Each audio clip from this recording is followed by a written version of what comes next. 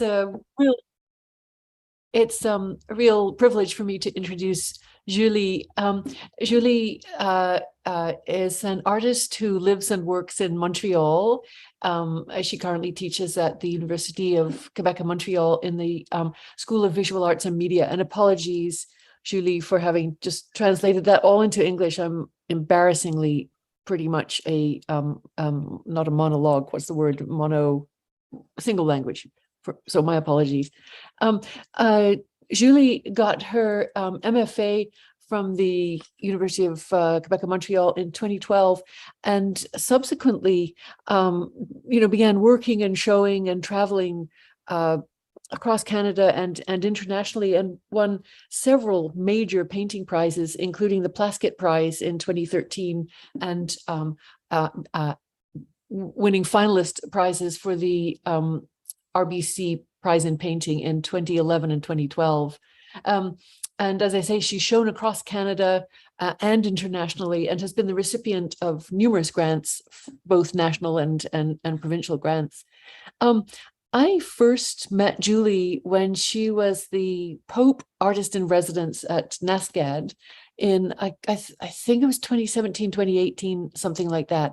And I would peep into her studio now and again and look at her process, and it was a really fascinating process because it was in some ways extremely orderly, in some ways starting with the most kind of simple means of mixing this amount of pigment with this amount of binder, or this amount of pigment with this amount of pigment, and coming up with these sort of groupings of possible color and value ranges. And at that time, she was working primarily in black and white, and then allowing gravity and materials to have their way with the materials that she was using. And the end result was phenomenal. So from these almost mechanical processes, she made these works that were perceptually quite mysterious. So you would look at the works and you wouldn't be 100% sure what the surface was or where the surface was. And the way the materials, the way the paintings caught the light and reflected it into the space was unexpected, always unexpected and magical. And so there was these sort of almost mechanical processes that led to these quite mysterious results. Beautiful, beautiful results. And at the time, I seem to remember it was then that Julie said that she had been working intensively with black and white for a few years, and knew that she wanted to begin to work with color. It could have been then, it could have been slightly later that she and I had that conversation. And at that point, she was just beginning to think about how she could play with colored materials. And I think some of the things we'll see tonight is a result of those following years, those intervening years of intensive study and research. I haven't yet had the privilege of seeing this work in real life. I've seen it in reproductions, and it's astounding. So I'm going to get out of the way so we can actually hear and see the things that Julie has been working on. So welcome, Julie. It's a real honor to have you here. Yeah, thanks a lot for the introduction and also for the invitation. It's really a pleasure for me to present my practice today. It's not often I have such a wide audience, so I'm excited. So I'll share the screen. Okay. So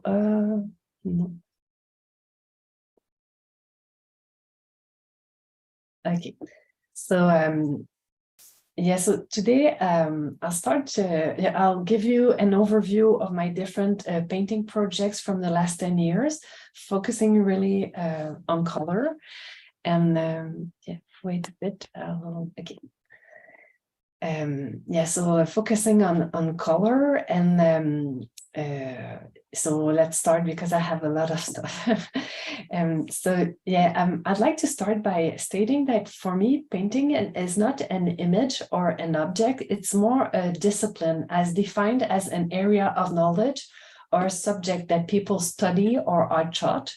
So as an artist, I always think about the history of painting, what other painters I'm looking to nowadays are doing. And you will see it's always present in my mind. And I'm fascinated by the capacity of painting to prompt a very rich sensory experience that can defy our perceptual processes. So for instance, I admire very much the optical art of the 50s because at the time, the research about color they were doing was really advanced and also done with very simple technical means. So this issue of innovation in abstract painting, for me, is a necessity. So I see that the painting should be the result of an experiment that surprises me first, but the viewer as well. So I feel close to contemporary abstract painters that are adopting an analytical attitude. And lately, there were two shows where this kind of attitude has been defined. So David McWilliams in the exhibition Entangled Two Views on Contemporary Canadian Painting in 2017 had defined abstract conceptual painting as a typically rigorous inquiry into painting as a subject, and often more specifically into the formal qualities of painting, including systematic procedure and processes, an interrogation of the act of painting, an examination of the support, the problem of color as a necessary condition of paint, and the reality of a painting as a unique and differentiated art object. So, and also Louise Derry in the survey, The Painting Project, a snapshot of painting in Canada in 2013, had made a category that was painting as a subject. And she was saying that these practices, the how determines the what of painting. And she was,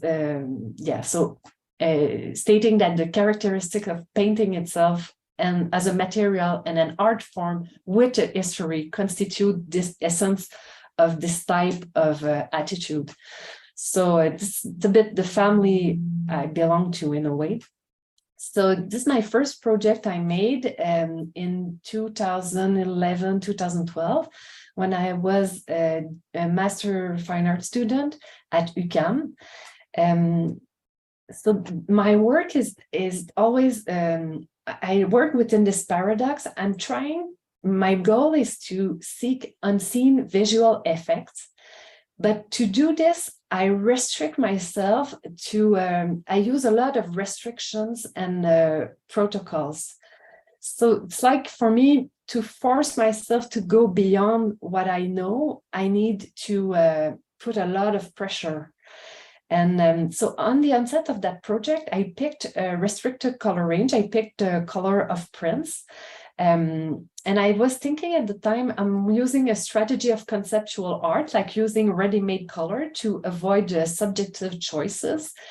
And I was working with screen print inks straight from the pot that I was diluting with a large amount of acrylic medium so that it became very transparent. So I was introducing these mixes of paint in a measuring cup within a protocol, so alternating the colors in a certain way. And these mixes occur prior to dripping on the painting panel. So as the paint unfold on the panel, starting from the outside, then it became to become more muddy and mixed together. And so there was a lot of unexpected color happening in these paintings that I could not predict. And also you see like the top picture is the when I pour it, and then when it dries, the milky acrylic, when it's wet, becomes transparent. So the color brightens because you see the white panel through the color in a way. So I was interested in those trial and error method, and that trial and error method. And the way I work is that I'm doing a lot of tests over a period of maybe 6, 8, 10 months, depend. And I'm using the protocols to plan some variations, but I'm also like doing a lot of experiments that is not planned, more intuitive, with paint leftovers and reclaim paint and random stuff I found in the studio.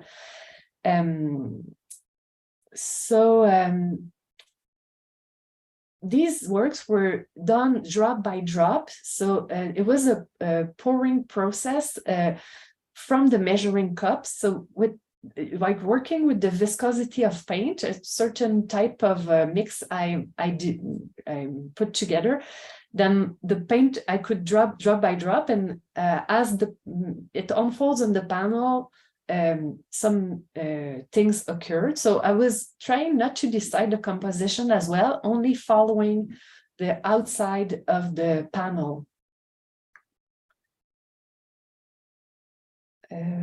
Yeah.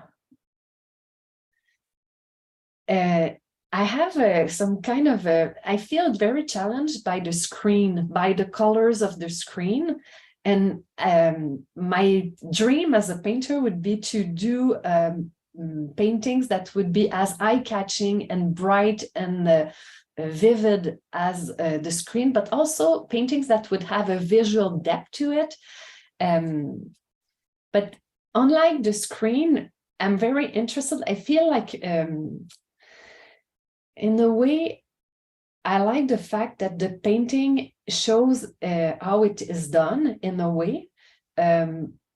Unlike the screen, where the origin of the images you've seen and all the technique behind is kind of lost to us. So that was my thesis show. There were 2 series of painting. This one, the recipe of color in the cup is always the same. But the largest the painting, the more brown and green and the colors would become. And the smallest, the brightest, more saturated color. And this series, they were mixed where there was more. How can I explain? So the recipe in the paint in the cup is the title of the painting. So cyan, magenta, cyan, yellow. So twice amount of cyan for magenta and yellow. So there was a dominant color. And this series, the black was also introduced in the cup. So the surface of the paintings are flat. And the making of the painting ends with a drop on the center. So right after, I started to do another project that I found on the table. It was an error that occurred when I was working. I had designed this stand so that the cup was not shaken too much during the pouring process of the paintings. But then once I angled it too much, and there was a small puddle made drop by drop, one on top of each other. So I thought it was interesting, that puddle that looks a bit fractal. So I started to work with that, and then I came up with a new series of painting. But in these, there are a few drops of white added to the transparent acrylic base. And it made the color changing a lot. And I was interested in some kind of entropy of color, how the colors show up wild or unexpectedly with this process. So I tried a lot of different mixes to have paintings that would have different character, different personalities. And the hanging was conceived a bit like an installation, but I see it more as triptych and diptychs. I use a lot models to plan out the layout. So this triptych, there was only about 2 or 3 drops of white in 1 liter difference between all of the 3 puddles. Otherwise, the color were the same. So it was quite interesting for me to see how different the color would turn out.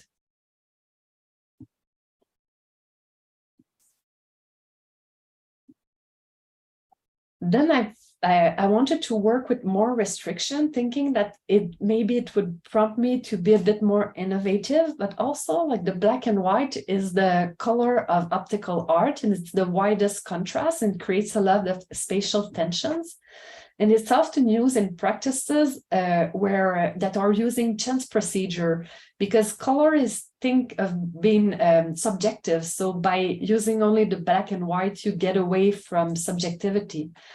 So I bought all of the pigments, the white and black pigments that exist. So, and I tried my processes I had been experimenting with these colors, using only the dilution in a large amount of transparent acrylic medium.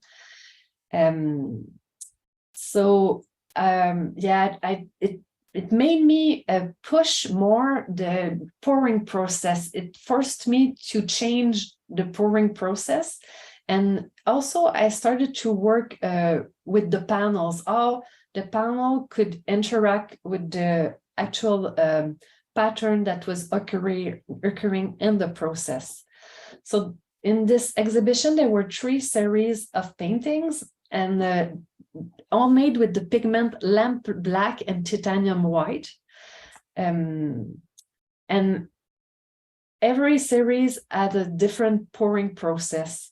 So in the crossing series, the palette was 3 different levels of black and 3 different levels of white, more concentrated or more diluted. So I tried all of the different combination of these 3. And the panel was very light, very discreet, floating, and I saw it a bit like a screen maybe. So I chose that pigment because while it was diluted, very strange colors occur in it, browns and bluish grays. It made a lot of very rich grays.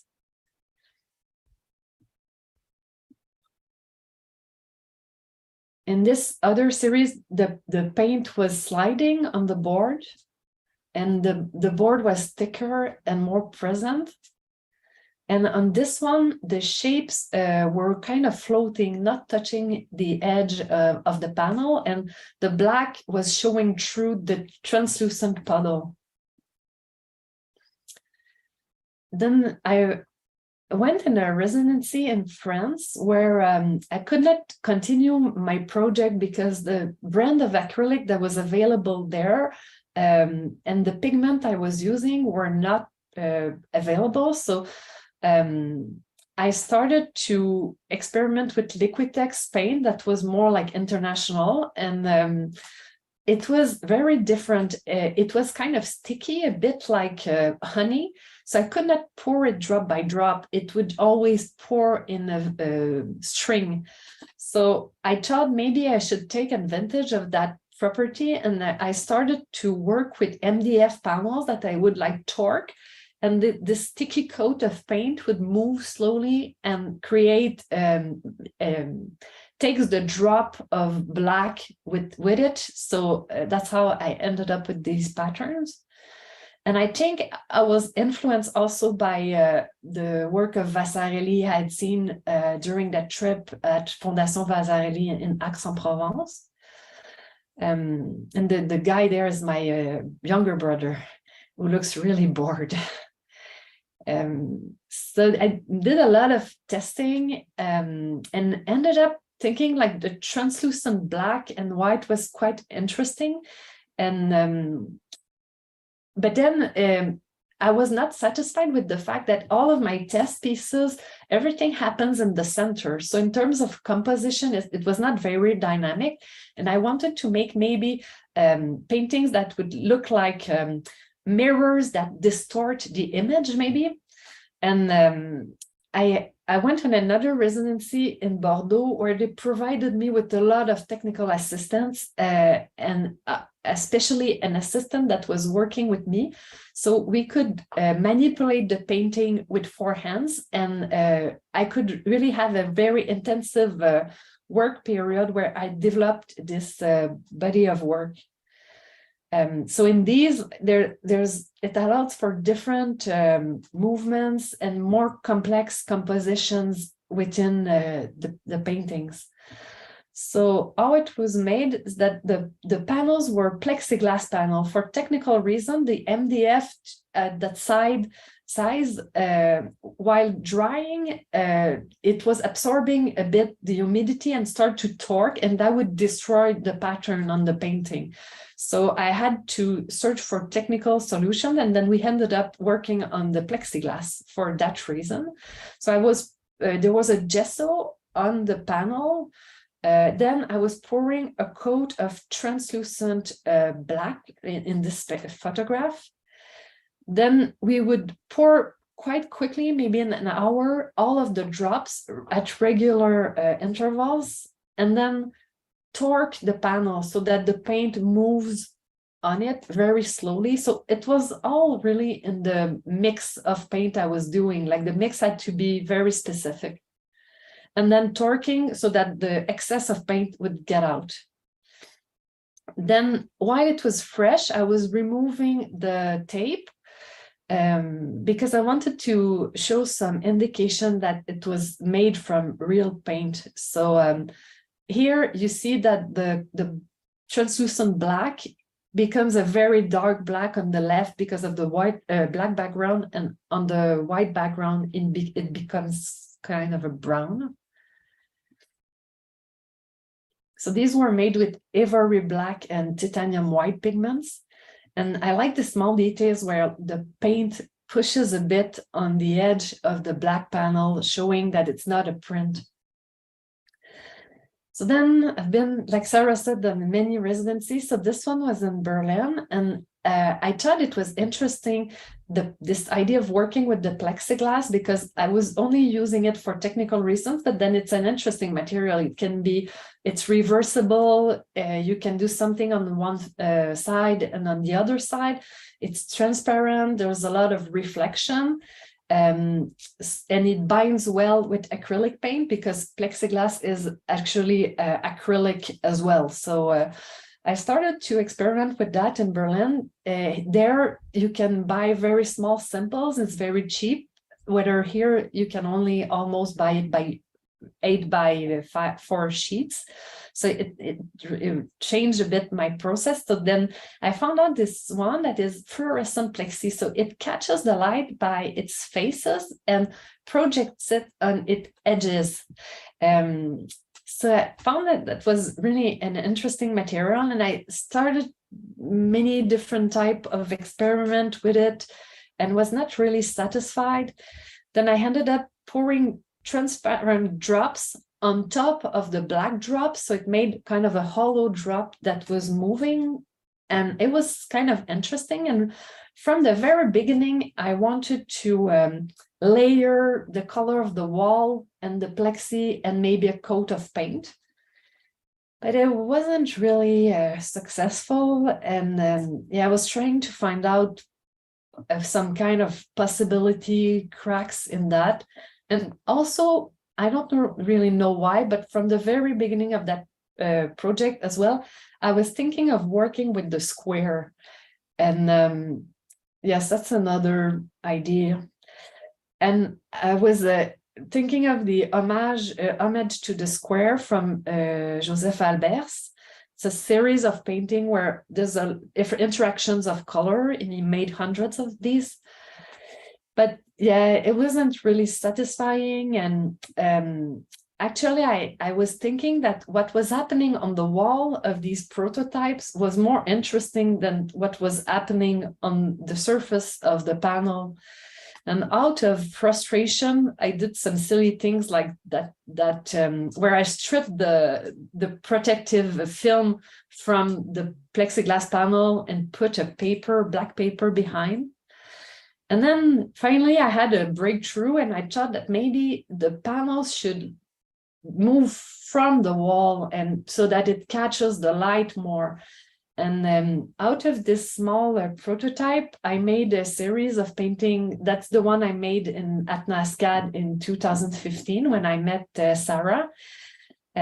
So in these paintings, only one side is painted. So the inside is the plexi and only the outside is painted. So the panels that were solid black, because of the plexiglass, they were becoming very reflective, almost like a mirror. So the pattern would reflect in it. There was a panel that was translucent and the light getting through, and the white panels, they would kind of catch the light and project it inside the.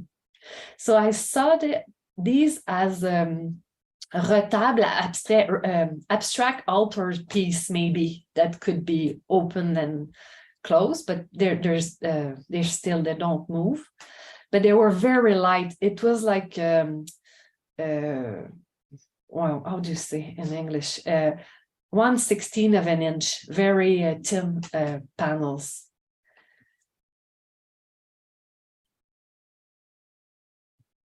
And I was interested in this, like the gray drop that you see gray, they're actually white, but because they're blocking the light, what's behind is lighter. So I was interested in this reversal of color that appears because the light and the pigment mix together. So this is more technical. It's how I fold it with a strip heater over a wooden form. So then I went back to the color plexiglass that I was working with. And then I had the idea of setting aside the drops and only work with gradients that would be made out of a coat of paint that would be thicker on one side and thinner on the other side by like slightly tilting the panel. And worked only with black and white, only 1 degree of color. And from the beginning, I had this idea of prototypes that would stand up and also being attached to the wall. But it really evolved over prototyping. I think this is the project that took me the most time to figure out. So here's the result. So in the show, there were 3 series of painting, and they were facing each other. The right side was on the white wall, and the other side on black panels I had put on in the gallery. And so there's blue and yellow plexi joined together, and on the other side the red, and there's a coat of transparent white paint that is partly overlapping, but all of the colors that appears in the reflection is volunteer. So here you see the fluorescent plexi on the edge and my hanging system that is custom made. And yeah, I was interested in the colors that were appearing while you move around, and the light getting through and reflecting over it. And this was a triptych, was a little bit more straight. It was coming from the previous series, but still, like the difference between the one on the white wall and the one on the black wall, I was really interested in this response. And the circles is a find I made during the testing, is that the fluorescent plexi, it casts the light through the light blue plexi that is joined with it. So it made a gradient appearing on the edge of the circle, a green one and a purple one. So yeah, that was pretty much the show.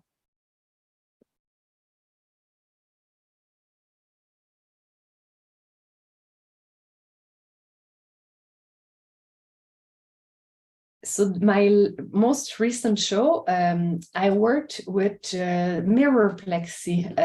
So this material is made out of 3 parts. So you have the plexiglass, but then on the back, there's a very thin aluminum film that is doing the mirror, and a paint coating that is protecting the mirror from being scratched from behind. So what I've done is that I worked by subtraction. So I use a paint stripper to strip the paint and expose the mirror so that the panel could be seen on both sides. So one side you would see the color mirror, and on the other side the mirror like silver. And also, like, if I strip a little bit more, then you see through, like there's no more mirror, you see through the plexi like it would be a normal color plexi. But then also if I sand the plexi, it becomes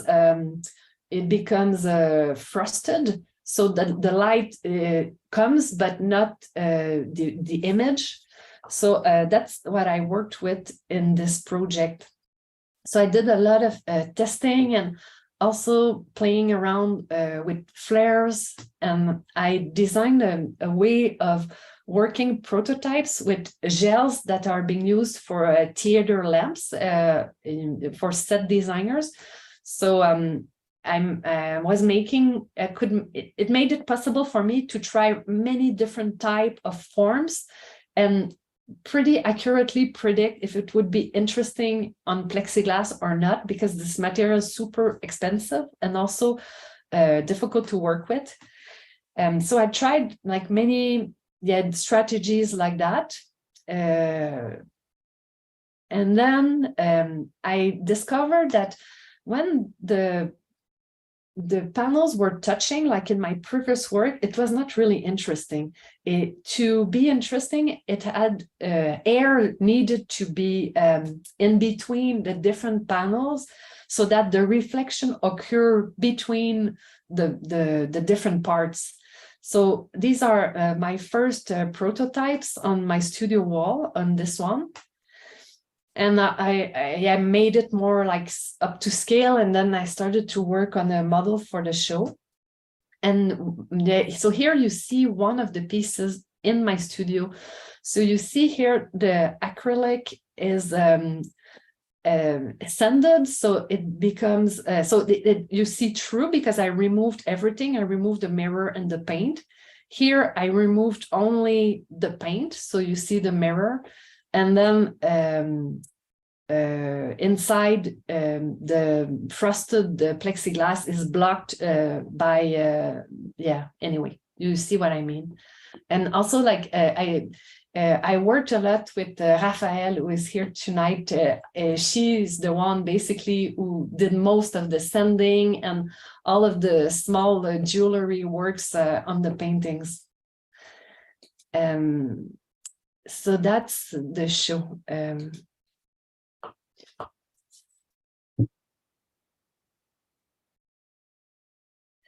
So this one, there was a sculpture, like the centerpiece for the sculpture, where the panels are reflecting and strange colors occur, like secondary color occur in between.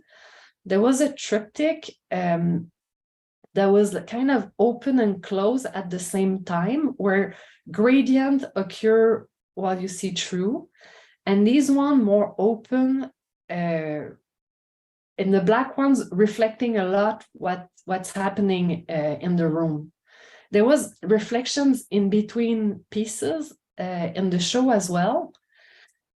And as you can see here, from different vantage points.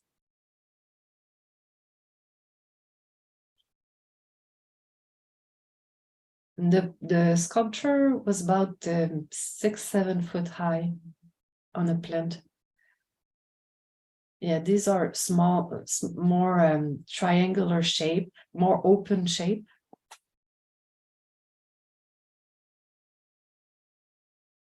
And yeah, they're chemically welded on a plexiglass board, so it's one piece. Okay, so that was my latest show at Hugues Charbonneau. So I had a lot of questions then by my friends who were thinking maybe I'm becoming a sculptor. So I see my work more as a painting work, but think I'm working within an expanded definition of painting where painting doesn't really have to be on a flat surface and unique and not moving and not sculptural. I think because I'm questioning color in a way. For me, it doesn't really change anything, that it's maybe more dimensional. But also I'm interested in the definition of specific object by Donald Judd. Like I've become more and more like interested in the way he was seeing the intersection of painting and sculpture. And this idea that shape, image, color, and surface are single and not partial or scattered is really very much into my mind. It was from the beginning, but with these new works, it's more and more the case. And it brings me to a last project it's a collaboration I made with a colleague that is a professor at Université du Québec à Montréal. So Nancy Bussière, she's an artist researcher who focuses on the sensory and dynamic integration of light in the performing arts. And her current work is based on breaking with chronology in favor of an experience and perception-based approach.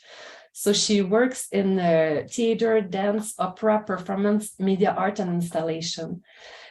She has designed light scores for my paintings. So all of the paintings you will see are the one I previously shown in my two most recent solo show. And Nancy and I formed with two other colleagues a research group about light. And at some point, we had a 2 weeks residency at Galerie de l'UQAM during the summer, where she brought several projectors and started to experiment with my paintings. And then it was like so mesmerizing what was happening that we decided to do a collaboration show together. So this is one of the pieces that was in the show.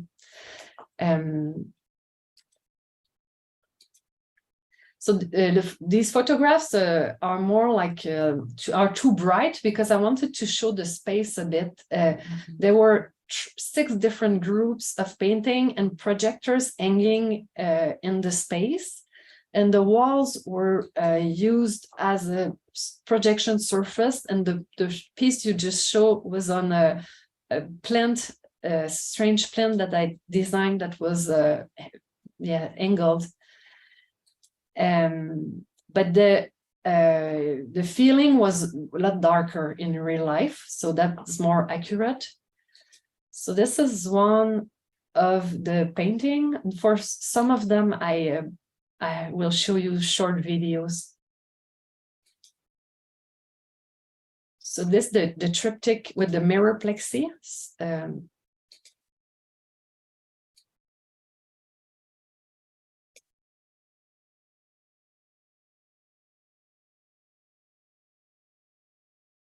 Yeah, so you will see like Nancy has developed a method of working with the paintings. She said she takes the projector with her in her hand and she's first trying to find angles of lights that are interesting. And then when she does, she sets the projector in place. There's 2 different groups, one on top and one on the floor. And that's how the lights and shadow are cast like away from the center of the piece. And then after she found the angle, she works with the colors. And in this piece, it's interesting, like the yellow greenish you see comes from the yellow mirror that is bouncing and changing the color of the projector. So then she works with the color. And then once she found different color range that changes how the painting be seen, then she works with temporality and rhythms and how the piece will unfold in time. But I have to say, these pieces are very mysterious, even for me. Every time I see it, I'm mesmerized because it's just not something I fully understand. And she plays a lot with getting very dark, and so that your eye adjusts to the light and the piece appear and disappear.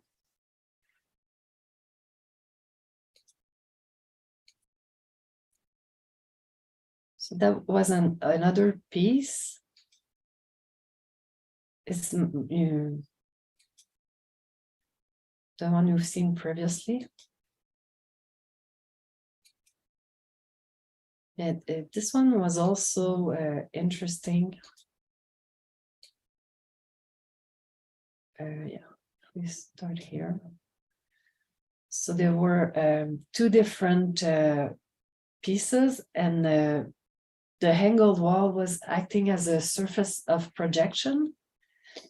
And as the light was getting through, there were very strange color things happening, like the color here being gray, but the color here being yellow.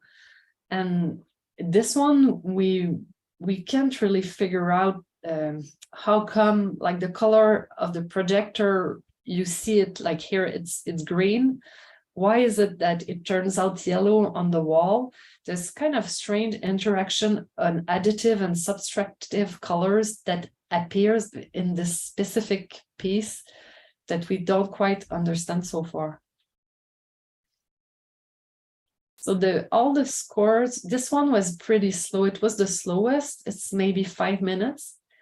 And it slowly changes a little bit, like maybe a sunset or some kind of effects you have in nature.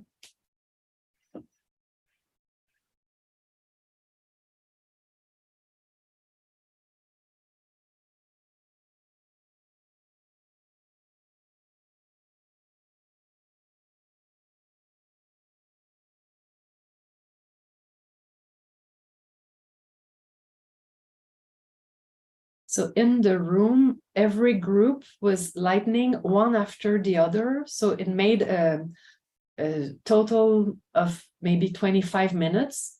So people would sit and look at it very quietly. And then when it changed, the whole group was kind of moving to the other. It was a very different experience from a more traditional exhibition. So this one was a bit different. So it's going to be the last one I show. It was starting with the strobe effect.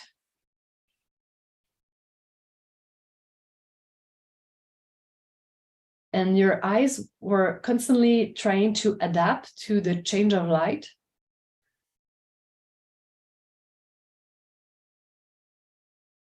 And then it calmed down and become much more like subtle changes of light.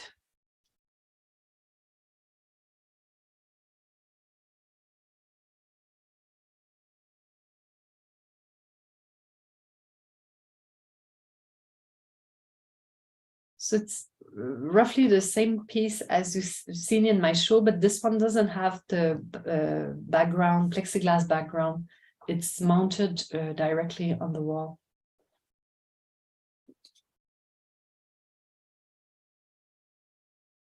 Okay, so yeah, that was my artist statement, but I think we've gotten through all of this. So that was my presentation. Yeah, I wanted to point out that if you're interested to know more about my university, we have a website, and also the research group about lab, and Galerie Hugues Charbonneau as well. I didn't put my website, but I also have a website. Yeah, thanks.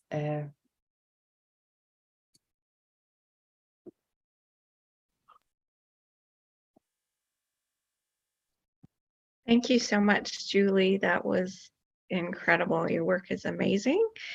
Sarah, I'll let you moderate questions if people want to put your question in their chat, or if you want to put your camera on and ask your question. We're happy to see people too. Yeah, thank you, Julie. That was just wonderful.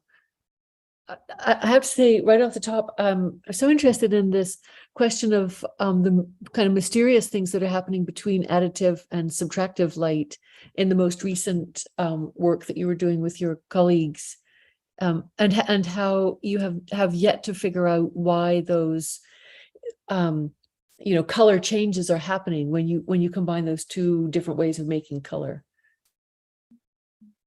Yes, I mean, I don't have much more to say about it. Like Nancy and I, because this show happened in the summer, when we discovered that, we wanted to make experiment session together when the show was closed, but we could never make it work out because we were having our vacation not at the same time, and we had to work with the opening hours of the Maison de la Culture as well. But we are planning to continue this collaboration together.